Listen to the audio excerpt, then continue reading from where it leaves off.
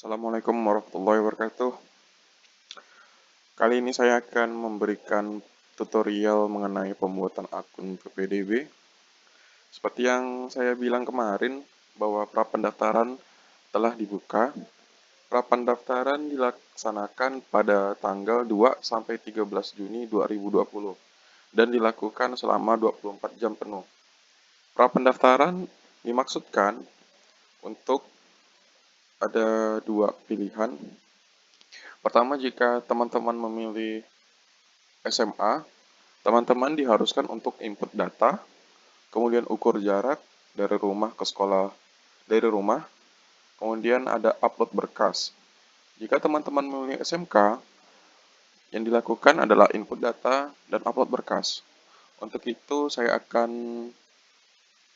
buka website pendaftarannya.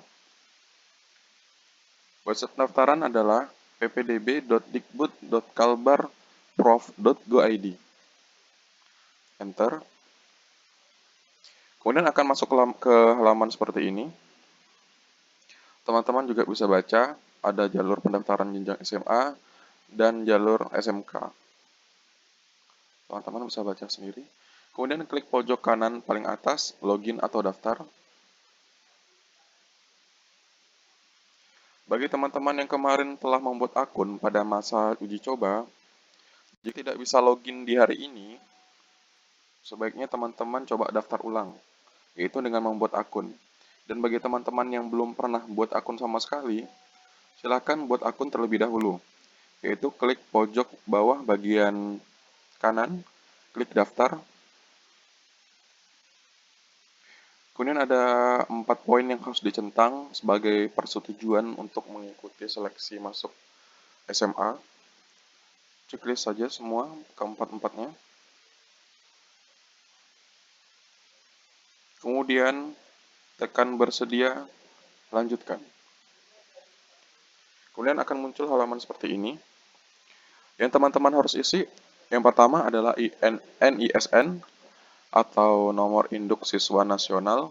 Teman-teman bisa lihat di rapot atau rapot mini ataupun di kartu pelajar jika ada. Bagi teman-teman yang belum memiliki rapor atau rapornya belum dibagikan dari sekolah, harap bersabar. Tapi jika teman-teman tahu nomor induk siswa nasional teman-teman sendiri, silakan dimasukkan. Nah, kemudian ketika sudah dimaksudkan, masukkan email. Email ini kalau bisa sih yang aktif. Jika nanti misalkan ada teman-teman lupa password, teman bisa mengulangi passwordnya seperti itu. Jadi disarankan email yang aktif ya. Email yang aktif adalah email yang dapat dibuka di websitenya. Misalnya email teman-teman adalah ini, azhar@gmail.com. Nah, nanti email ini, jika email aktif, bisa dibuka di Gmail.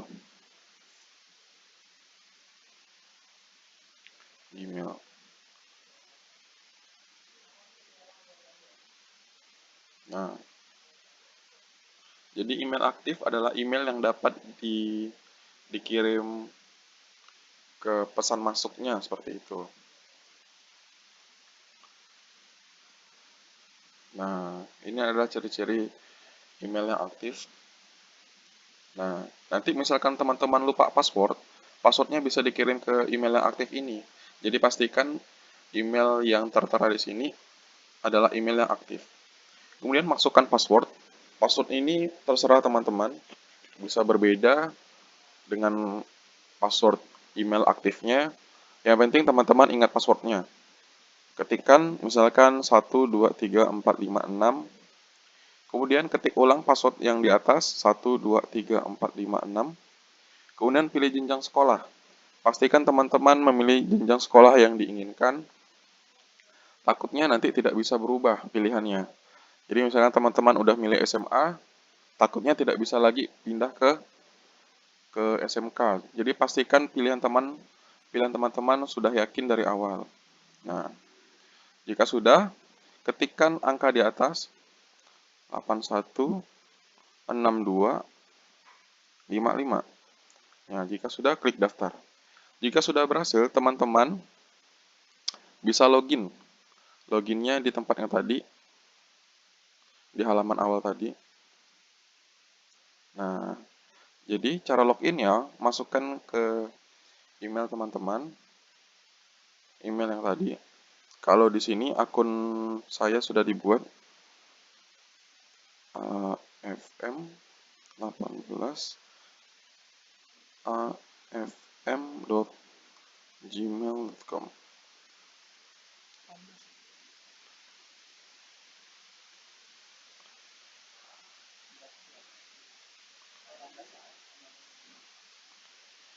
18 afm 18.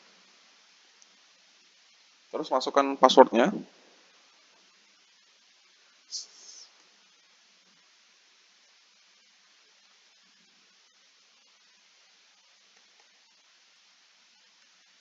Kemudian ketikkan angka yang di atas, 623835. Kemudian sign in. Oops, salah, gmail.com. Kemudian sign in atau login. Nah, jika berhasil, akan masuk ke halaman seperti ini. Nah, apa yang harus teman-teman lakukan? Jika kita lihat di alur pendaftarannya, pendaftaran dilakukan untuk input data, ukur jarak, upload berkas. Untuk yang SMK, dilakukan untuk input data, upload berkas. Nah, kemudian akan masuk ke halaman ini. Teman-teman tidak bisa melihat bagian yang lain seperti biodata, karena teman-teman belum memilih pusat bantuan. Apakah pusat bantuan itu? Jika kita baca di sini, Anda belum memilih pusat bantuan. Dengan menentukan pusat bantuan, Anda dapat mudah dipandu operator sekolah yang Anda pilih apabila mengalami kendala atau memiliki pertanyaan terkait aplikasi atau proses dalam pelaksanaan PPDB. Nah, yang perlu diperhatikan bahwa memilih sekolah pusat bantuan tidak sama dengan memilih sekolah tujuan pendaftaran. Karena apa? Karena pemilihan sekolah tujuan dilakukan pada saat waktu pendaftaran yang telah ditentukan. Karena sekarang adalah masa pra pendaftaran, di mana tanggal 2 sampai tanggal 13 Juni, maka nanti teman-teman memilih sekolah itu pada tanggal 22 sampai 25 Juni 2020. Oke. Kemudian ada disarankan. Disarankan adalah sekolah pusat bantuan yang dipilih adalah sekolah yang kemungkinan besar ingin Anda tuju atau berpeluang besar untuk diterima. Hal tersebut dimaksudkan agar koordinasi untuk pemeriksaan data dan berkas lebih mudah dilakukan jika terjadi kebingungan. Nah, misalkan kondisinya seperti saya. Saat ini saya mendaftarkan adik saya untuk masuk ke SMA. Nah, kemudian dia tuh karena pengennya bersekolah di SMA 1 Pontianak, maka disarankan pilih pusat bantuan adalah sekolah yang berpeluang paling besar. Jadi, ketikan sekolah pusat bantuan yang teman-teman ingin tuju atau teman-teman yang pengen sekolah di situ. Nah, bagi teman-teman yang ingin memilih sekolah SMA 1 Pontianak, maka teman-teman ketikkan SMA atau ketik Pontianak, nanti ada muncul sendiri. Nah, jika teman-teman ingin bersekolah di SMA 1, yang pasti dihitung-hitung juga jaraknya, tapi tidak apa-apa, masukkan saja SMA 1. Soalnya di sini kan disarankan pusat bantuan yang dipilih adalah sekolah yang kemungkinan besar ingin Anda tuju. Nah, untuk kasus saya atau kasus adik saya sekarang, karena dia ingin bersekolah di SMA 1 Pontianak, maka lebih baik milih sekolah pusat bantuannya adalah SMA 1 untuk lebih mudah nantinya. Jadi, perlu ditekankan bahwa memilih sekolah di sini perlu diperhatikan bahwa sekolah sebagai pusat bantuan tidak sama dengan memilih sekolah tujuan pendaftaran. Karena apa? Nanti teman-teman memilih sekolah pada saat pendaftaran tanggal 22 sampai 25 Juni. Nih, yang diharuskan pilih jalur, pilih sekolah. Untuk SMK adalah pilih sekolah dan pilih jurusan. Kita balik lagi ke halaman ini. Jadi disarankan pusat bantuan sekolah yang dipilih atau nama sekolah pusat bantuan yang dipilih adalah sekolah yang teman-teman pengen pilih untuk bersekolah di situ. Tapi dengan memperhatikan jarak atau zonasi yang terdekat ya. Kemudian kita daftarkan pusat bantuan. Kemudian berhasil.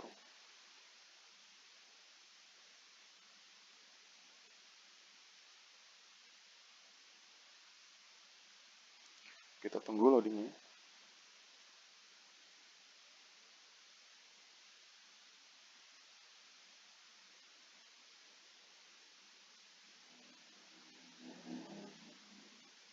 Nah, kemudian kita balik lagi.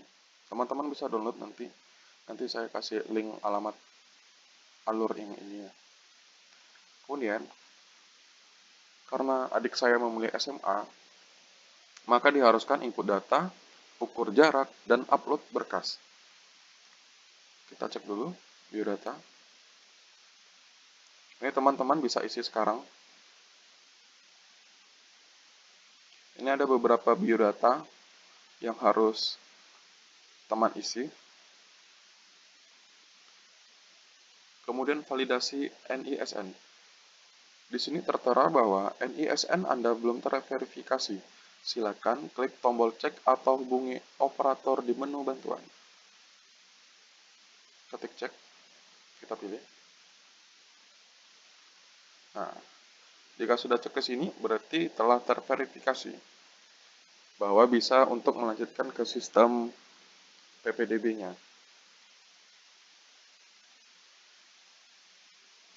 Ini sudah otomatis terisi sebenarnya karena NISN berisi data yang belum lengkap, cuman sudah terinput nih jenis reguler atau paket. Kalau reguler jalur yang biasa, kalau jalur paket tuh jalur yang kejar paket seperti itu. Tahun lulus tahun 2020, NIK-nya perhatikan, soalnya kalau NIK-nya salah nggak bisa daftar juga, nanti agak sulit. Kemudian namanya nomor HP teman-teman isikan nomor HP yang aktif, kemudian emailnya. Ini jika ingin merubah password yang tadi kita buat pada awal pembuatan akun, teman-teman juga bisa berubah. Bisa juga berubah di sini, diubah seperti itu jika teman-teman menginginkan. Yang penting passwordnya jangan sampai lupa ya. Kalau lupa bisa juga sih, nanti saya kasih tahu caranya jika teman-teman lupa password. Kemudian isikan nomor KK-nya, lihat di bagian atas kartu keluarga. Kemudian ada nomor KIP. Nomor KIP adalah kartu Indonesia Pintar. Kemudian nomor KKS. Kita cek dulu nomor KKS itu apa. Nomor KKS. Nomor KKS adalah kartu keluarga sejahtera.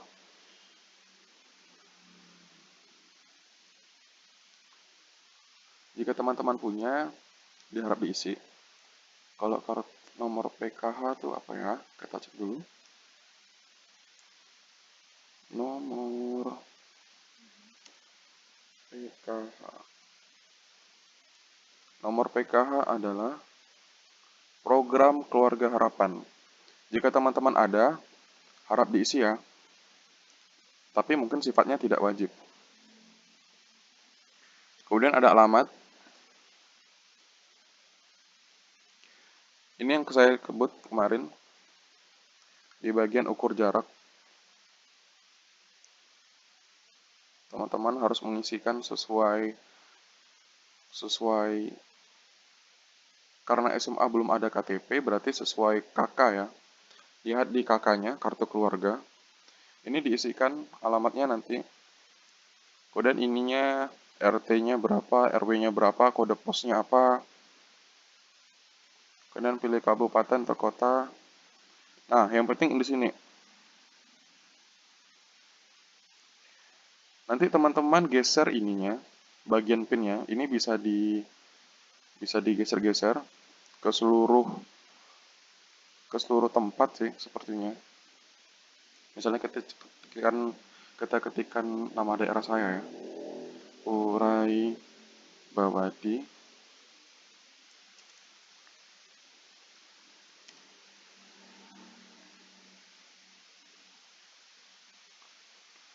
Kita ketik Urai Bawadi, di mana dia? Nah, di sini. Kemudian arahkan ke tempat tinggal teman-teman. Kalau saya beralamat di Tria 1, nih.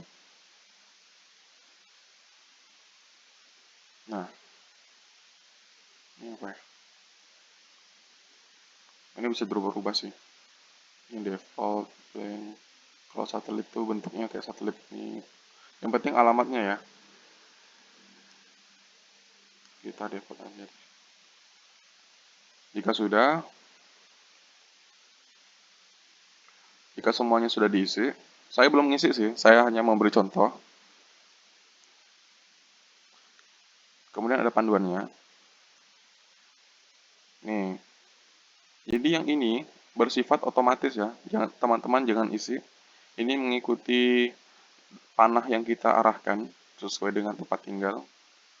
Jadi ini jangan diisi lah pokoknya, ini terisi otomatis. Setiap ada pergeseran dia berubah.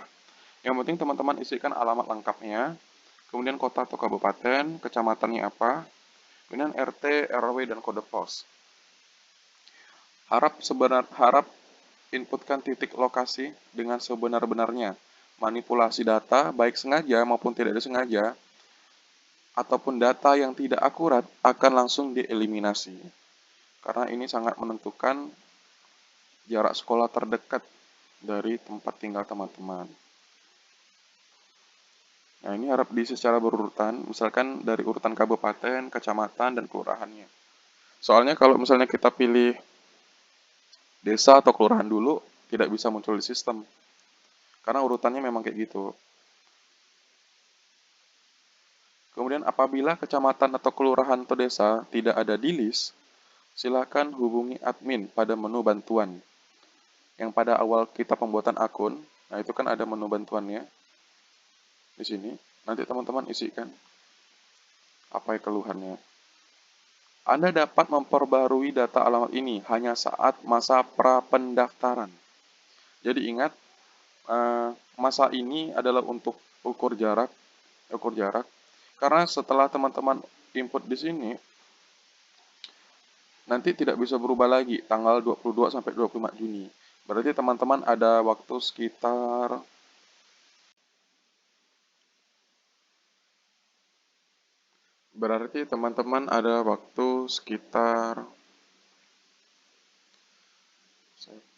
ini kan 1 minggu, terus ditambah 8, 9, 10, 11, 12. Berarti teman-teman ada waktu sekitar 12 hari untuk menentukan jaraknya atau alamatnya. Nah, yang penting data kecamatan atau urutan tidak ada di list, silakan hubungi admin pada menu bantuan yang kita telah isikan pada awal pembuatan akun. Jadi ketika teman-teman masih dalam waktu masa prapendaftaran, teman-teman masih bisa berubah.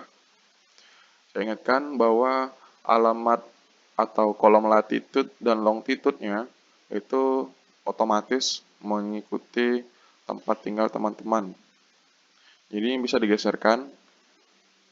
Misalnya teman-teman nama daerahnya apa ya? Misalkan Sanggau. Nah, itu kan banyak tuh, ada Sanggau Ledo atau Sanggar 96. Ada Sanggau, kita cek. Nah, ini Sanggau. Ya, teman-teman bisa zoom lebih dekat. Nah, Sanggau itu kan luas kan? Nah, teman-teman bisa isikan ke daerah teman-teman. misalkan di sosok. Nah, ini teman-teman bisa geser, bisa di zoom lagi, supaya persis tempat tinggal teman-teman.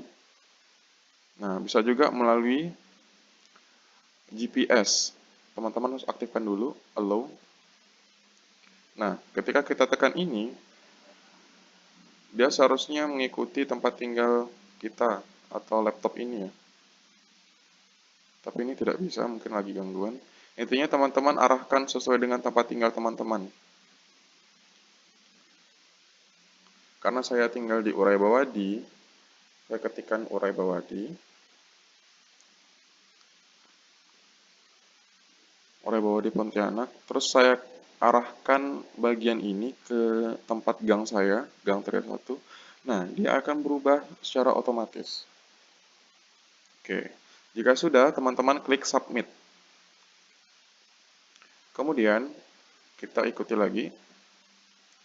Setelah kita mengukur jarak dan kita mengsubmit, kita selanjutnya akan mengupload berkas. Kita pindah lagi ke kolom berkas. Di sini ada beberapa berkas yang teman-teman harus upload. Ada 9 berkas, di antaranya 7 yang wajib, yaitu nomor 1 sampai nomor 7. Itu wajib diupload ke website.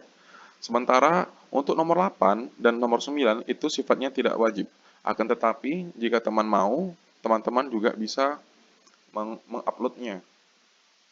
Surat keterangan domisili teman-teman bisa dapatkan di ketua RT setempat atau tanya dengan ketua RT setempat. Kemudian surat pernyataan bebas bersedia diproses hukum itu kita download dulu template-nya.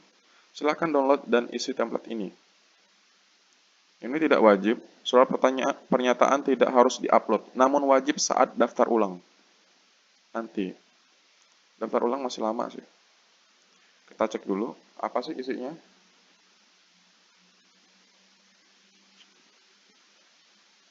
Sedang loading.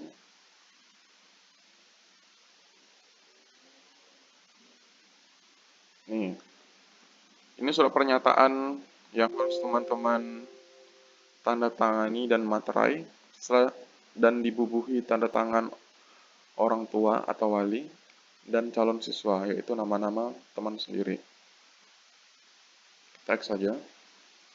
Kemudian, mungkin ada yang bertanya, karena tiap sekolah itu kan rapornya berbeda ya. Ada yang hanya 1 halaman untuk cukup nilai, sedangkan ada rapor yang 2 halaman mungkin lebih, menyesuaikan tiap sekolah karena berbeda.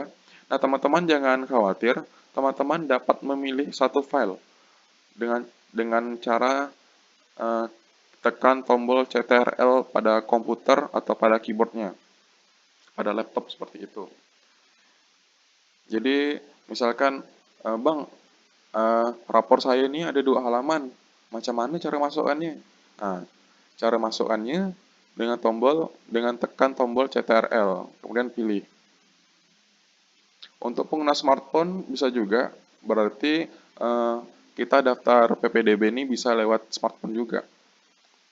Nah, hingga muncul checklist, silakan aktifkan checklist yang lain yang ingin diupload. Ingat ya, semester 1 sampai 5 itu wajib diupload, dan kartu keluarga dan surat keterangan lulus. Mungkin ada yang bertanya, Bang, SKL saya ini belum terbit, rapor pun juga belum dibagikan. Nah, saran saya sabar dulu, karena dalam minggu ini rapor seharusnya akan dibagikan kepada teman-teman untuk mengisi.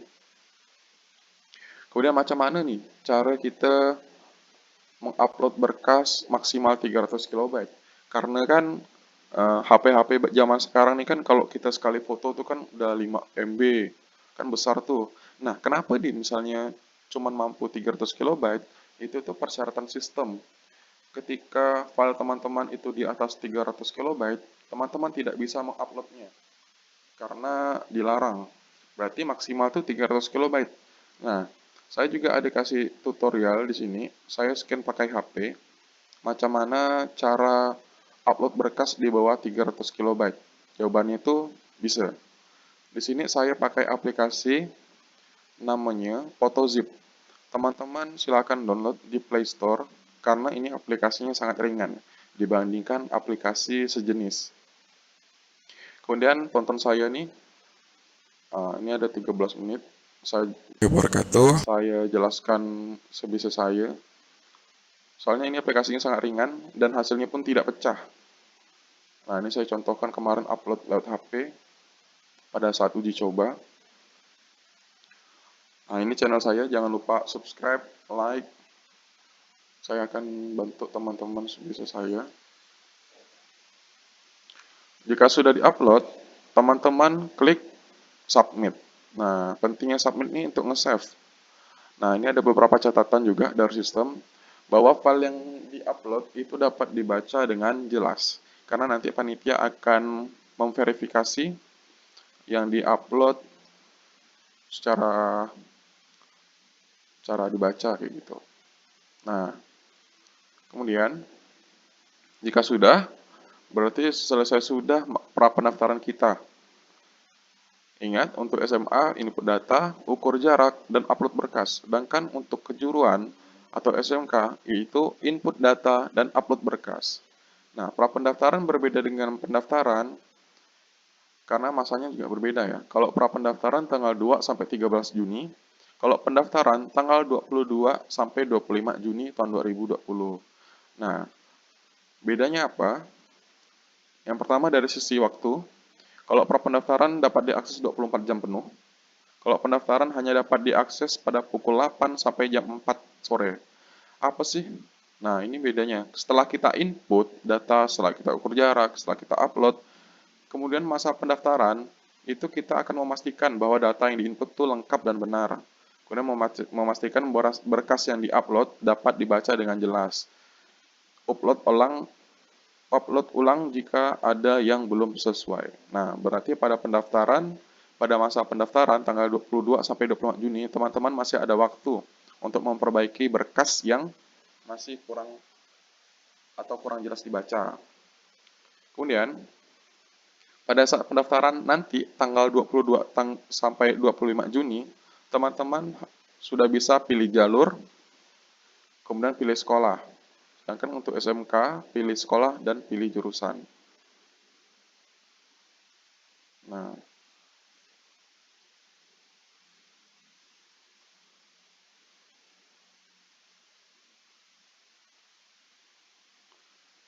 dan ini nilai, kolom nilai. Ini teman-teman bisa isikan sesuai yang nilai rapor ya. Misalkan bahasa Indonesia, semester 1 tuh nilainya berapa, misalkan 80, bahasa Inggrisnya berapa. Dari semester 1 sampai semester 5 itu diisikan. Ini isinya otomatis nanti nilai rata-ratanya. Jadi teman-teman jangan bingung. Nah, ini jarak. Ini ukur jarak. Ukur jarak harus bisa, syaratnya teman-teman harus input alamat dulu secara benar, baru bisa mengukur jarak.